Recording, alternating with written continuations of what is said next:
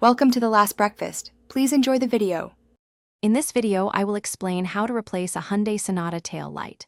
First, gather your essential tools, such as a flathead screwdriver and a 10mm socket wrench. Make sure you have the correct replacement bulb or assembly for your vehicle. Working in a well-lit area is crucial for safety and clear visibility throughout the entire process. This simple repair can save you time and money, and it's a great skill to learn for basic car maintenance. Now, let's access the tail light assembly. Open your trunk and locate the two 10mm nuts that secure the tail light assembly in place.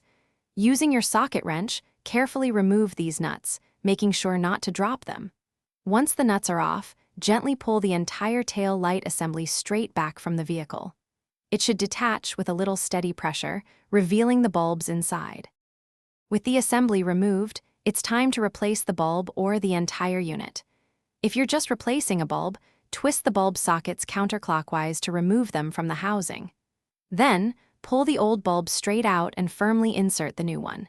If you're replacing the whole assembly, disconnect the electrical connector by pressing its small tab. This ensures a safe and complete replacement. Finally, let's put everything back together and test it. Reconnect the electrical connector if you detached it, then align the tail light assembly with its mounting studs.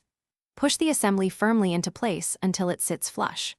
Resecure it with the two 10mm nuts you removed earlier. Before hitting the road, always test all tail light functions, including your brake lights and turn signals, to ensure everything works correctly. Thanks for watching. If this was helpful, leave a like and consider subscribing. See you next time.